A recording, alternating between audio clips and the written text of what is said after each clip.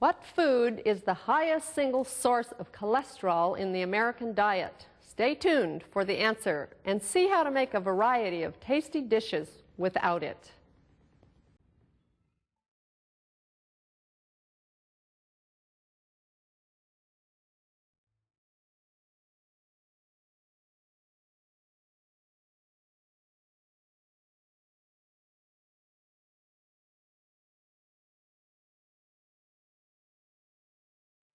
Hello, I'm Marcella Lynch, and welcome to Food for Thought, the cooking show that features God's eating plan as unfolded through Scripture and through an understanding of God's other book, the Book of Nature. Today, we will continue our exploration of cooking with God's ideal diet from Eden, which is a plant-based diet. We will make some delicious and interesting dishes without eggs that usually call for eggs. I think you will be surprised at how often you can cook without eggs at all. Since eggs are the highest source of cholesterol in the American diet, there's good reason to learn to cook without them. The Eden diet makes a lot of sense if we understand God's laws of nature. Set the universe in order at creation. Every part of nature testifies of God's love and power. We too are part of nature, created by God's hand. He designed every part of our bodies and planned a system for each activity: digestion, circulation, respiration, and elimination. The laws that govern these working systems make a lot of sense. If we follow these laws, we can prevent disease, feel better, be more cheerful and happy, and live longer. It's a proven fact. One good question that I often ask in my nutrition classes is, what about eating between meals? Does it matter how often we eat or nibble throughout the day? Through the study of physiology, we understand how the digestive system works. Everyone should be required to study physiology, in my opinion.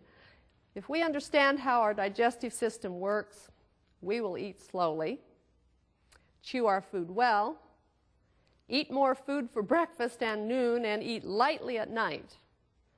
We'll eat meals at regular times each day and allow our digestive system time to rest, 5 to 6 hours between each meal. We can't keep abusing our bodies and expect to get away with it. Eating food between meals is a very common practice for thousands of people. And I thank God every day that long before I understood the scientific reasons for regularity in eating, that He gave me parents who understood the laws of nature regarding our bodies. We children were never allowed to eat between meals. And later, when I became a mother myself, the policy at our house was no eating between meals. I like the first few verses of Ecclesiastes chapter 3. To everything there is a season, a time for every purpose under heaven. You know, the stomach needs time to rest from the labor of digesting one meal before it has to start on a second meal.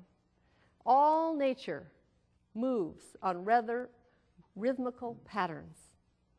Snacking is really a bad habit. It keeps the stomach from needed periods of rest. It contributes, of course, to overweight because most snack foods are high in sugar and fats, and snacking reduces our appetite for regular meals. Snacking slows down and disturbs the digestive process of the previous meal, and it may cause gas, could cause heartburn, bad breath, disturbed sleep, irritability, fatigue, or mental dullness. You know, the Bible says that we are fearfully and wonderfully made. And it is our privilege to treat our bodies according to the master designer's instructions. Now, let's talk about eggs. Eggs have advantages and they have disadvantages. They contain an excellent quality of protein, and of course they're easy to prepare and tasty. And they help recipes to be light and fluffy and to bind together. And on the other hand, Eggs are high in cholesterol and a potential carrier of disease.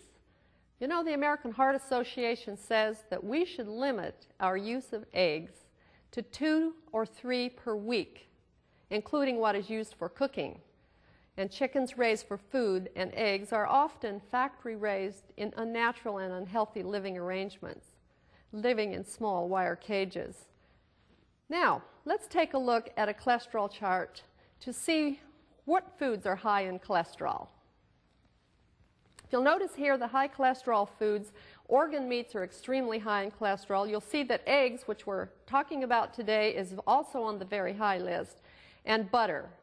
Then when we get to the medium range, we continue to see the cheeses, which are the dairy products, the meats of different types, and fish kind of on the low medium.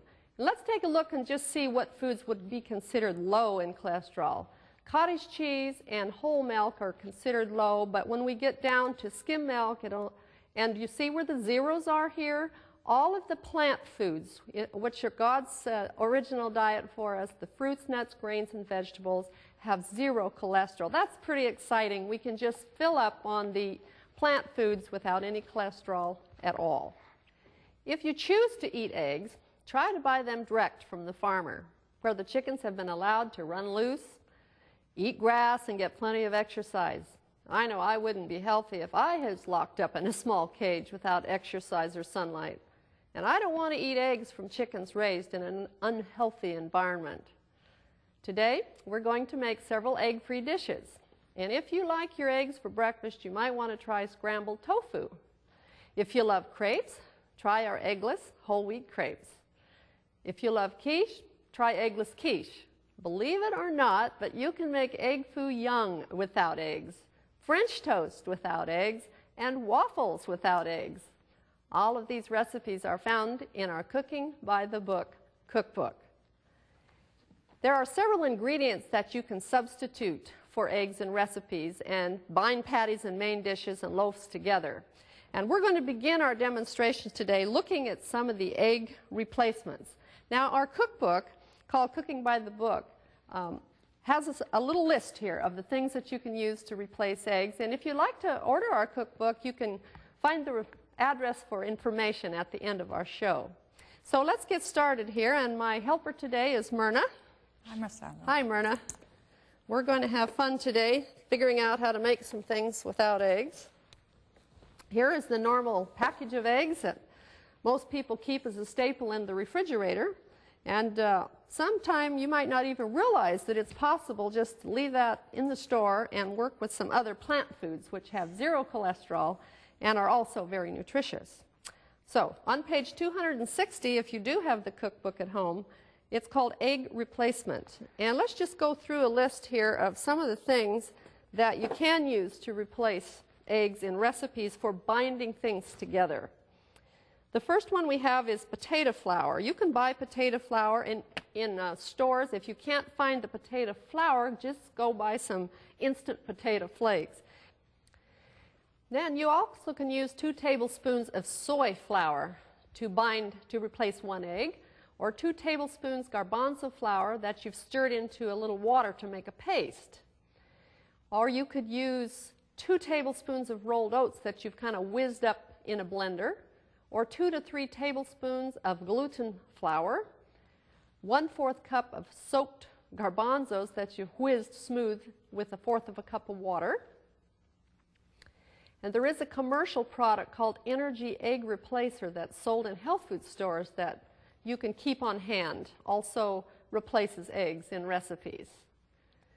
All right, so we have these here for you to look at. There's the potato flour, and it's kind of a white powder, or if you buy the flakes, the potato flakes, you know what those look like from the store.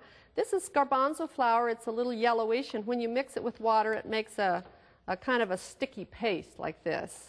And then soy flour is kind of yellowish. We have the whole wheat flour. No, this is the rolled oats.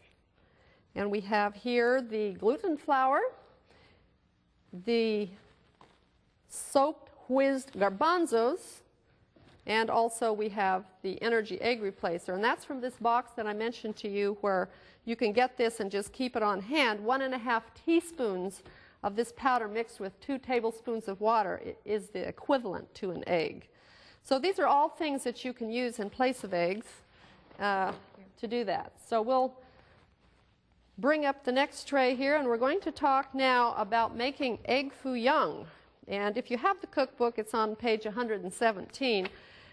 When I think of replacing eggs in egg foo young, when that's the name of the recipe, egg foo young, this is called garbanzo foo young. So we're going to take one of those egg replacers that we had on the list there, garbanzos, and we will just show you how you can make this and just brown them up right away in the skillet and have yourself a nice dish for eating with your brown rice and the rest of your Oriental food, dinner.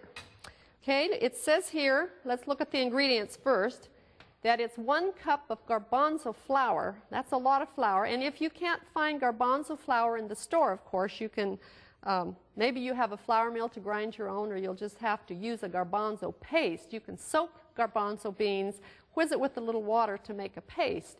So there's always a way to figure out how to get this garbanzo paste.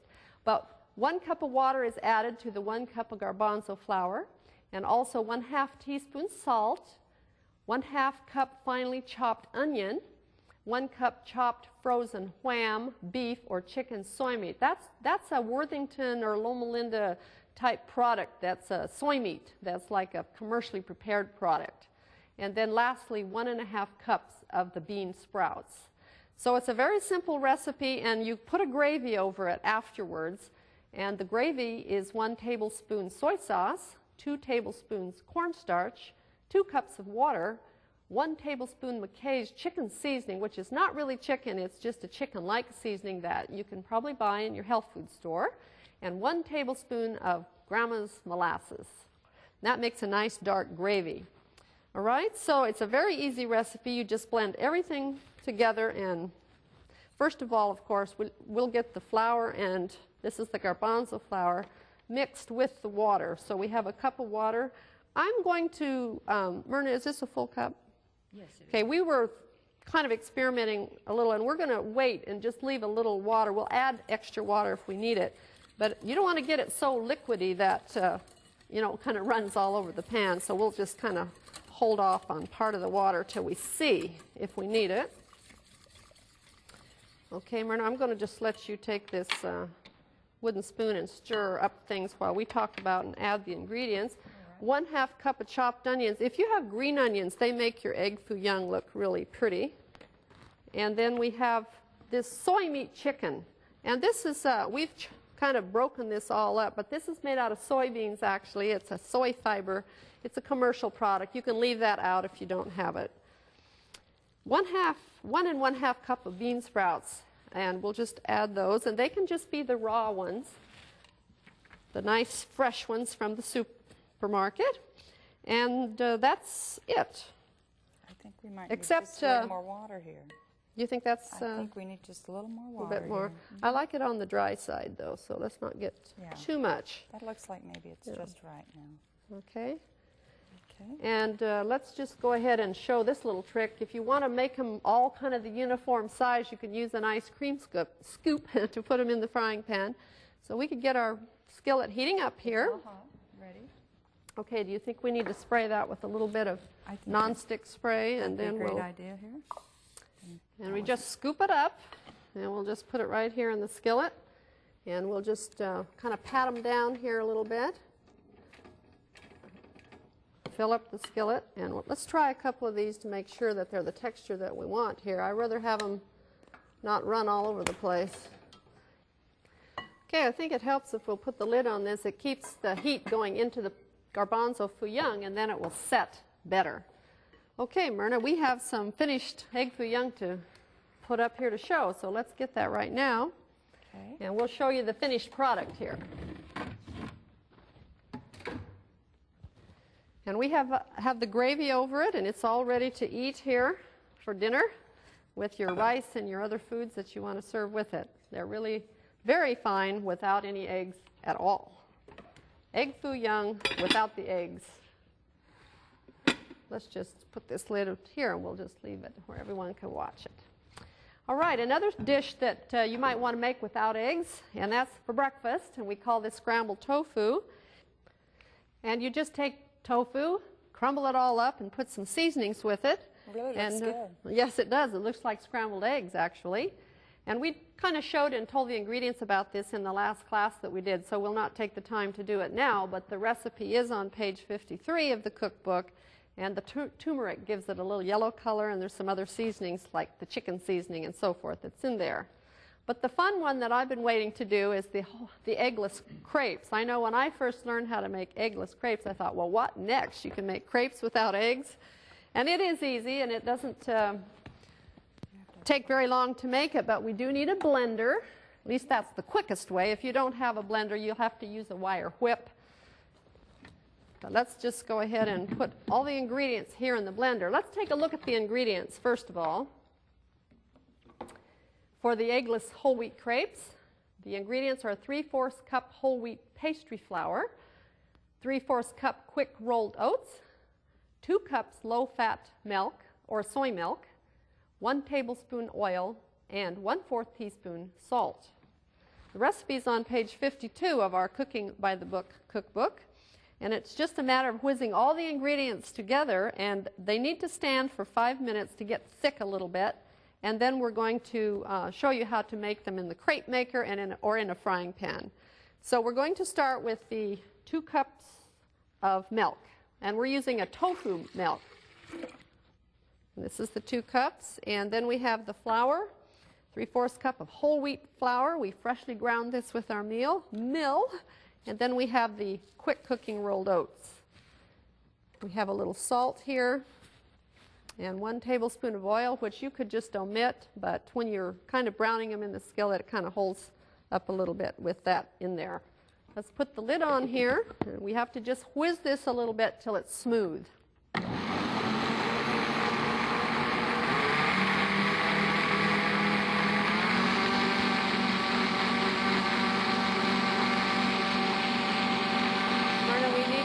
Bowl to pour this. Oh, we don't need a bowl.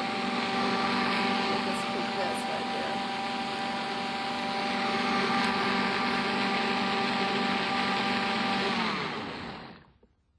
Right, we just need to let this sit here for 5 minutes or so, and we're heating up the crepe maker over here, and it's kind of a luxury to have a crepe maker, but we're also going to show you how to do it in a little 6-inch skillet. We'll get both of these kind of heated up here. But this is a fun thing. You pour the batter right here into the pan part, and then we'll demonstrate how you will do that when the 5 minutes is up here. But we can go ahead and talk about the next recipe that we're going to make for you. I don't know if you've ever heard of tahini, but Myrna, if you could bring us the tahini French toast tray, we'll go ahead and start talking about making French toast. You know, mostly French toast is just where you beat up the eggs and make a batter with a little milk and egg, and you dip your bread slices in that, and then you fry it in a pan. And there are a number of ways that you can make French toast without any eggs, and in the cookbook here on page 50, there are several different ways. One is with cashew nuts, and you can make water and cashews whizzed in the blender with a pinch of salt and a couple of dates. And another way here is using garbanzo that have been soaked. And a third way is to use this tahini.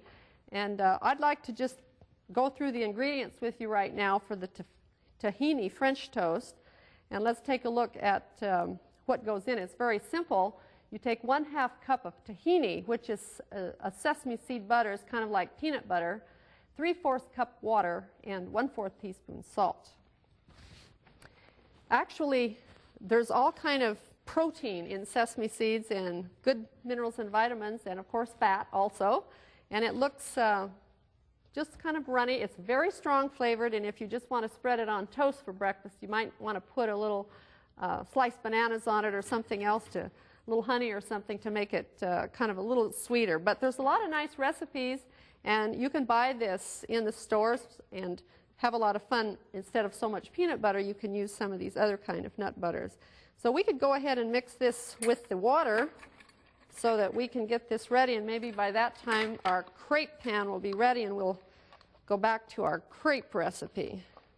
This is nice. I have a international kind of a Mediterranean food store down from where I live very close, and I go in there and they sell this tahini in large quantity for these people that are from the Middle East. They put it in a lot of their different dishes. Why don't we go ahead and take this part away, and we'll have a little bit more room to work here. I think you might need a little salt, maybe. Okay, we'll put a little salt in there. Now it looks like it'll be too thin if you put all this water in, but it isn't. So that's the way you need it. But just put part of the water in first and get it kind of stirred up, and then gradually add the rest. If you add all the water at once, it gets kind of lumpy and it's a little more difficult to make it smooth. But I learned this recipe years ago from my mother, and I watched her do it, and I was sure that I wouldn't like it because sesame seed butter is really kind of a strong flavored thing, but it's very good. And when you eat your French toast, you hardly know it's on there. All right, let's just set this aside here, and we'll come back to this after we get on with our whole wheat crepes here, Myrna. So let's just set this aside here, and we'll see what we can do with our crepes. This should have been kind of getting a little thicker. It should be kind of like thin cream when you're finished there, so that it won't be so runny all over the pan. I like to spray the crepe maker with a little non-stick spray because mine is a little used and scratched a little bit, and I want that crepe to come off when I get it made. So let's just spray it a little and then wipe it kind of dry with a paper towel. Now I'm going to pour a little of this crepe batter into the pan here and hope for the best. And Myrna, why don't you bring up those crepes that we have already here, and we'll show them. Hold it down in it for a little bit, and then it sticks to the surface, and we wait until we know that it's just about right. It takes a minute or two. It takes longer to fry the crepes that are without eggs than it does with the kind with eggs. So you just have to wait, be patient. And I usually use wax paper, and I put a piece of wax paper between every crepe. Here we have crepes that are made ahead here, and you can see I have a piece of wax paper between every one. And you can make these a day or two ahead, a week ahead, if you want to have crepes for a nice guest meal. And you can just freeze these crepes, and then you can just use them whenever you're ready, because they're really nice and soft. And I'm going to use this one here. It's a little bit bigger down under here.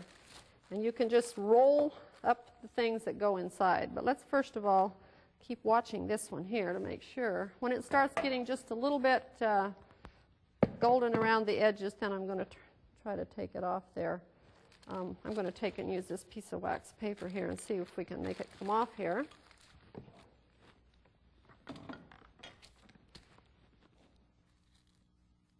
There we go. Ha, we did it. Let's just do one more here. Here's the paper towel here. I think we've got enough non-stick spray on there. We'll try another one. Let it stand for just a little bit to do it here. Pull it up and just turn it over, and there you have the next one. Now let's see if we can put one into the skillet here. Have we got this one heating up here? This is the little 6-inch skillet. If you don't have a crepe maker, then you have to do it this way. And let's see if I can get a little more of this. I'm using a boy, this is looking like I'm going to drop everything here. Let's put a little of this batter into a measuring cup, kind of like a 1/4 cup. You want to put 2 or 3 tablespoons in it, and then as you're putting it in, just roll it around. And since I'm right-handed, I'm going to put it over here. I'm sorry. We have too many things here on the table, don't we? We do. Okay, roll this around. I think that's a little too much batter. It's a little thick. That's okay.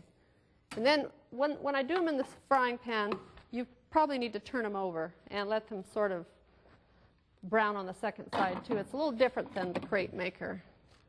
Okay, so we need to have a plate here, Myrna, so that we can just show you how to finish up the crepes for your meal. Let's put it right here. The plate, I think, is the one here that we're going to... Oh, she's got one decorated. We're going to roll it. I'm sorry, that's for the French toast. Oh, that's for French toast. Oh, I wanted to have that very pretty here. That's okay, it will be. All right, we'll do it the way we planned it. Right, we're just going to put some fresh strawberries here inside our crepe, and we also have some fresh blueberries. How yummy. And we are just going to roll this up inside. You can also put a little whipped cream here if you want to. Okay.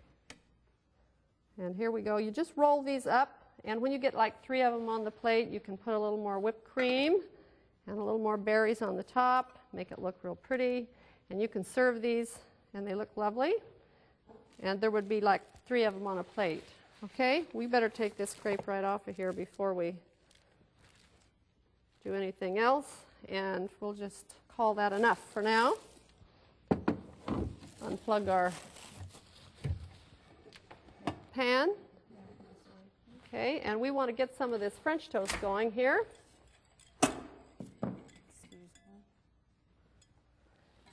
You want to take your bread, and now that I've got whipped cream on my fork, that's okay. We'll just dip it. Now remember, quick in and quick out with non-egg batter. You don't want it to soak up the bread too much. And then just put it in the pan. We'll brown it evenly on both sides. Let's just do one more here. Quick in, quick over, and into the pan. Let it drip a little bit here, because they do get soggy in the middle. Buy the good old-fashioned whole wheat bread, and it's a better one. Now just get that nice and golden on one side, and then you just turn them over. And we have some here to show you that have already been finished, and Myrna's bringing that right now for us. This is tahini French toast, and this, you see, has the carbohydrate and the protein and everything all in one. And then we have the crepes finished up here for us. We can see the nice crepes as well. Here we are with our no egg whole wheat crepes filled with blueberries and strawberries, our French toast made with tahini, and garbanzo fouillon without the eggs made with garbanzos, and our scrambled tofu, and our lovely fruits. We just want to thank you for tuning in today. This program is sponsored by the Three Angels Broadcasting Network, and your prayers are appreciated. If you've enjoyed the recipes and cooking tips in this program, you'll want to order our Food for Thought resource sheet. We'll tell you how you can order the cookbooks you've seen used on this program, along with other information that will help you cook healthful, attractive vegetarian meals. For your free copy of our Food for Thought resource sheet, please write to us at Food for Thought, P.O. Box 220, West Frankfort, Illinois 62896, or call 618-627-4651.